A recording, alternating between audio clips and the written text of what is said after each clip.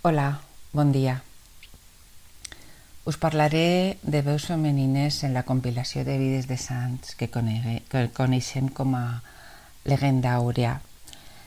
És una compilació de vides de sants i de santes que vaig tenir ocasió de treballar per primera vegada fa anys quan cercava informació sobre dones escriptores en el cànon literari català de l'època medieval i moderna. Llavors vaig trobar poques notícies sobre Isabel de Villena, Isabel Suárez, Tecla Borja i algunes altres. I aquesta escassedat em va conduir a aquesta obra de la qual us parlaré perquè s'hi recollien bastants biografies reals, fictícies o llegendàries de dones exemplars, de santes. Després, amb els anys, he continuat treballant sobre el text i fa poc acaba d'aparèixer el 6è volum d'una edició nova que hem preparat de la compilació catalana i les dades que us oferisc ací són el resultat en part del treball que he fet sobre els manuscrits per a l'edició.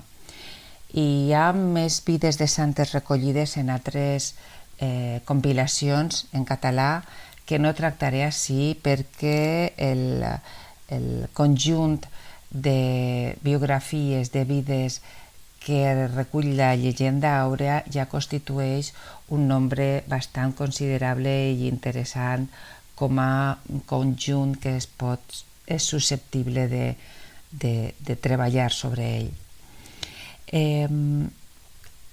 Quan parlem de les vides de santes en la Llegenda Àurea ens trobem amb històries que eren molt conegudes i populars a l'edat mitjana i que recollien en molts casos, a més dels martiris, les vides i les peripècies vitals de personatges admirats no només pels clergues sinó pel poble. Algunes d'aquestes vides tenen traces històriques, d'altres es basen en llegendes, però totes eren molt reconegudes en el segle XIII quan Voragine les va recollir com a mostres de la religiositat més canònica. Eren les vides que eren més reconegudes en aquell moment per l'Església. Ací tenim primer l'edició i ací tenim, per exemple, en un retaule del segle XV la figura de Santa Caterina d'Alexandria, que era molt sàvia. És un exemple de saviesa però també de bellesa, una dona vestida molt bé, una dona noble, una dona que causa atracció, que causa empatia. L'altra és Santa Clara, que també és una santa de molta popularitat en l'època en la qual treballa en els manuscrits dels segles XIV i XV. Este és un retaule del XV. Així tenim un retaule del segle XIV en el qual Santa Coloma mira una ossa que ha paralitzat, ha immobilitzat l'home que estava intentant violar-la com a càstig per no voler abandonar la seva creença cristiana. Ella està en una presó custodiada per soldats a la porta i l'ossa està ajudant-la i la mira, interrogant-la sobre què vol que faci amb aquell home que té immobilitzat. En aquesta pintura es mostra la força de la santa i la empatia i la unió amb una altra, amb l'ossa que també és del gènere femení. En efecte, es tractava de defensores de la fe i es caracteritzaven les santes com a veritables heroïnes de relats carregats de fets meravellosos, llegendaris o d'aventures. El conjunt d'aquests relats sobre dones aporta dades que es refereixen a personatges amb una existència real o llegendària, però que van constituir durant molts segles exemples per a l'Europa medieval, i des dels segles XIII fins almenys l'època de la Contrarreforma van ser referents representatius i molt coneguts en la cultura medieval. Alguns dels elements més meravellosos o novel·lescos d'aquest relat van anar desapareixent després del Concili de Trento i la Contrarreforma, però en els segles medievals podem dir que es tractava de veritables novel·letes breus. Tanmateix, la literatura catalana no ha mostrat un gran interès per l'obra, que només ha suscitat treballs més importants per l'interès lingüístic que també, sense dubte, té. Bé, si fem un recompte de les vides de santes que apareixen en la Llegenda Àurea, podem dir que dels 178 capítols que el text editat pel professor Maggioni, que és el que utilitzem com a model, conté la Llegenda Àurea, és a dir, 178 capítols. D'aixòs 178 capítols n'hi ha 31 que corresponen a vides de santes. La resta no són tot capítols dedicats a sants, perquè hi ha també moltes festes litúrgiques. És una proporció que se sol repetir en els llegendaris. Hi ha menys vides de santes que de sants, però ja és un conjunt bastant important. I ens ofereix un repertori amb una casuística ja ben interessant. En molts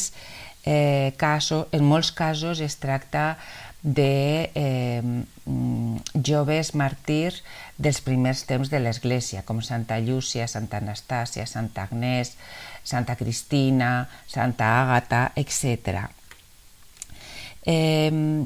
Es repeteixen en les seues vides patrons característics que s'atribueixen sempre a l'expressió de la idea de la santedat, estereotips, i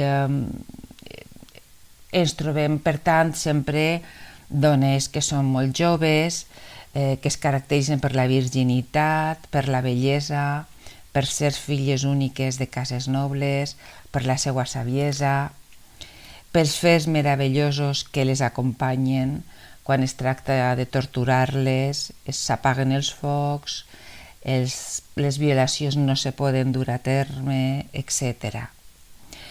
Però, a banda d'aquestes situacions repetides o aquestes característiques que són comunes a moltes d'elles, també es recullen en les vides moltes situacions socials o vitals que podien ser familiars i pròximes als qui escoltaven, als qui eren testimonis de la recitació d'aquelles històries, als oïdors. Eren situacions que indicaven santedat, però que també expliquen com vivien les dones i que podien causar empatia. En molts casos ens trobem verges joves i maltractades pels seus pares, com Santa Cristina o Santa Bàrbara, joves que no volien casar-se, com Santa Agnès o Santa Àgata, dones que fugen de la seva situació familiar i que s'amaguen i viuen una vida que els agrada més vestides d'homes en convents masculins, vestides com a monjos, prostitutes com Santa Tais o Santa Pelàgia, sàvies, dones molt sàvies com Santa Caterina o Santa Eugènia, dones que viuen en matrimoni de castedat com Daria amb Crisant, com Cecília o com Basilissa amb Julià, mares amb fills que pateixen, vídues com Isabel d'Hongria, dones que no volen tenir relacions amb els seus marits com Santa Anastàsia, dones que viatgen com Santa Úrsula, Santa Quitèria o Santa Tecla. La nòmina ja és bastant gran i, com veiem, molt variada. Però si afegim les vides que trobem en els manuscrits catalans i que no estan recollides en aquesta edició canònica del llatí, ens trobem amb moltes santes venerades a la corona d'Aragó, com per exemple Santa Bàrbara, de la qual sabem, per exemple, que hi ha una relíquia conservada a València, o Santa Eulàlia de Barcelona, que és martiritzada a la ciutat de Barcelona i també hi ha les seues relíquies allà, o Santa Tecla, de la qual arriben les relíquies a Barcelona el 1320, i d'altres com Santa Quitèria o Santa Clara. Hi ha més vides de santes afegides en els diferents manuscrits fins a arribar a un nombre de 52. Però, a més, ens trobem en els casos de santes que no apareixen reflectides en els títols dels capítols de la compilació i que tanmateix tenen una presència molt considerable i equiparable a la que tenen les vides del sant que recull aquell capítol. M'explique. Per exemple, en la vida de Sant Narcís hi ha una intervenció important d'una coprotagonista que és una prostituta anomenada Afran, que l'ajuda continuadament des que arriba a Barcelona i que o bé ella sola o bé amb altres dones, entre les quals està la seva mare, ajuden el sant a poder sobreviure a les persecucions a les quals està sotmès. O, per exemple, el cas de Santa Natàlia, que apareix en la vida de Sant Adrià. El capítol es diu Sant Adrià, però allà hi apareix també Natàlia, la seva esposa, que l'acompanya durant tot el procés del seu empresonament, perquè ell és un soldat que es confessa cristià i aleshores és empresonat, i ella l'acompanya en el seu empresonament i en el seu martiri, i al final ella també és màrtir. I més casos d'aquestos en trobem. Per tant, la nòmina va augmentant.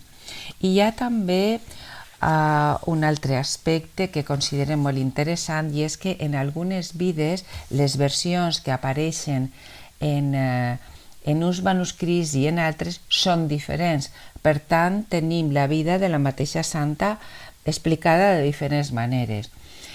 En alguns casos, com per exemple el de Santa Paula, es tracta d'una traducció bastant defectuosa del text de Voràgine, que és substituïda en un dels manuscrits per una versió més extensa i més ben redactada, que correspon probablement a la història que explicava Sant Jeroni de la vida de la santa. Però en altres casos simplement es tracta de que n'hi ha una versió més llarga, una versió més resumida, diferents versions sobre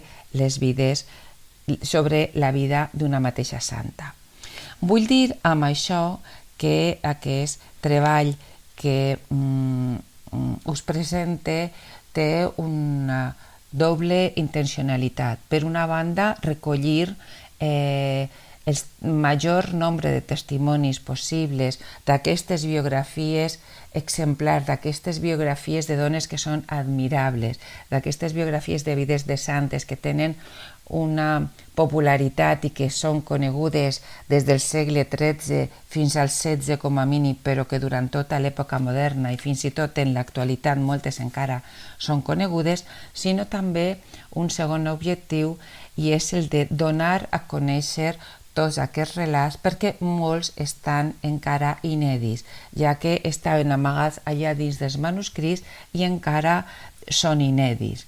És un projecte que m'agradaria dur a terme pròximament amb l'edició d'aquestes vides acompanyada, si és possible, de versions actualitzades per donar a conèixer aquestes històries.